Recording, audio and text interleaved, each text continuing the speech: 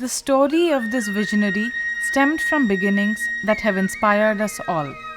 The achievements of today would not have been possible if it weren't for his attributes of hard work, determination, simplicity, and an endless supply of grit. A sworn nationalist at heart, Mr. B. Venkatram Reddy, more familiarly known as B.V. Reddy, studied under the great educationist Dr. James H. Cousins, who was a stalwart in Annie Besant's glorious fight for India's freedom against British domination. Mr. Cousins said of his student B.V. Reddy, "This one will rise to heights of achievements through moral principles, courage, and determination." Taking note of the fact that building business would require a different location, B.V. Reddy moved to Pulicherla village in Chittoor district from Buragamanda, his native place, with his family and minimal material possessions, and began life in humble surroundings. Settling down near the village railway station, he tilled the most dry and abandoned lands, making them fertile with mango groves and groundnut plantations. In due time, he established a groundnut oil mill in Pulicherla. The B.V. Reddy groundnut oil was a brand that was sought out by all health-conscious families. Sensing an opportunity in the textile industry, he diversified and made a mark in that sector as well. Being a family man, he made sure his 3 sons had a world-class education. His middle son, Mr. Dwaraknath Reddy, affectionately called Dwarak, went to the Louisiana State University in USA to complete his MS in chemical engineering. Dwaraknath then worked in Chicago in a candy company before returning to India to become the main support to his father, who had further diversified and had founded Nutrine Confectionery Company in 1952. He was soon at the helm for 3 decades, and under his leadership, Nutrine grew exponentially and became the most respected company within the confectionery sector. That's because I had the right attitude to work and people, and so not only could I work and provide some leadership, I could get people to work with me, to love me, form a team, and it was the team, it was all the workers, all of us together that we did it. But behind all of it is the right sense of values. The Nutrine Group had a direct impact on employment and livelihoods to over 3,000 families in Chittoor and the surrounding regions. Dwaraknath stepped down from actively managing day-to-day operations in 1983. So that a stage came when I felt that the youngsters could take over. So I asked Vikram, and of course with the consent of the other 2 boys who are partners, that if you can all manage without me, I would like to go to Ramanarpanam and pursue my own personal pursuits there.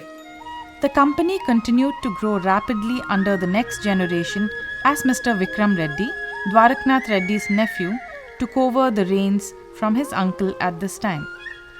Dwaraknath moved to Tiruvannamalai and quietly sought retreat at Arunachala, making a home near Ramanashramam, where his master, Sri Ramana Bhagwan, had spent most of his life.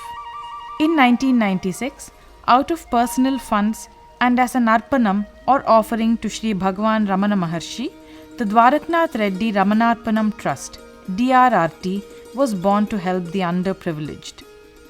But once I came here, I never interfered with the business. If they wanted my advice, I spoke to them, but otherwise I just stayed here. And that's how things went on for many years. I must say that team did very well. In 2006, while Nutrine was still at the top of its industry, the family sold the business to the Godrej Group.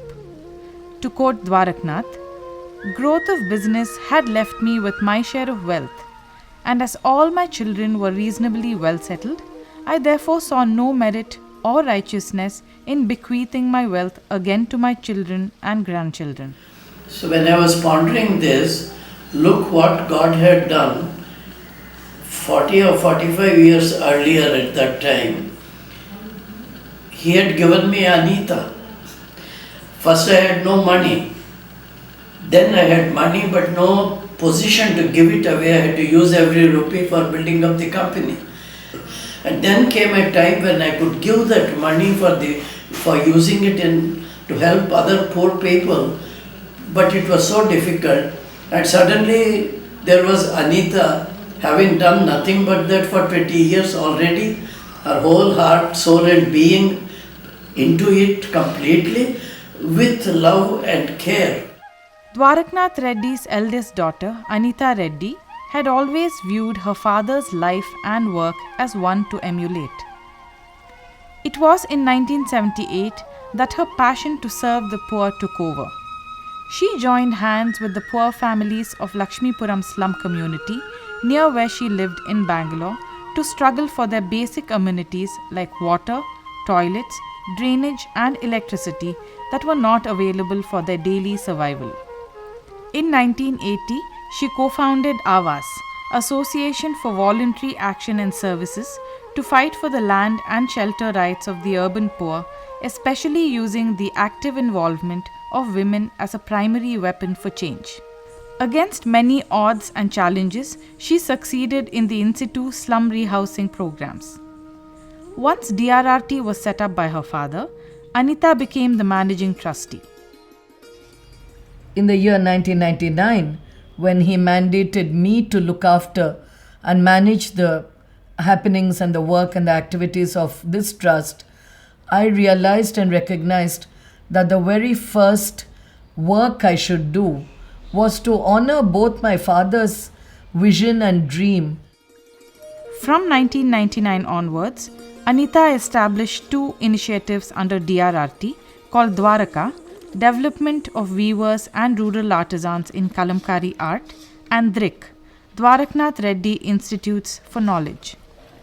Dwaraka worked towards developing skills and livelihoods of poor women and youth and empowered rural artisan communities. In this process, the ancient dyeing art form of hand-painted kalamkari was revived and the beautiful kalamkari textiles were made into diverse products that permeated the market both in India and abroad. Skills in hand embroidery, tailoring, crafting products and design, bead stringing and terracotta helped hundreds of women earn their livelihoods through Dwaraka. DRRT's other initiative called DRIC, Dwaraknath Reddy Institutes for Knowledge, had a mandate to create educational institutions with a difference. These consisted of schools that taught a community rights and responsibilities based curriculum for poor children. DRIC Drishya for urban poor children in Bangalore, Karnataka. DRIC Pathshala for destitute children in Chittoor, Andhra Pradesh. DRIC Nakoldev for tribal children in Tiruchanur, Andhra Pradesh. SRS School Satsang Foundation for poor children from backward villages near Madanapalli, Andhra Pradesh. In addition, Anita was also pained to see many children left neglected and abused by the family and the community in most of the slums and villages.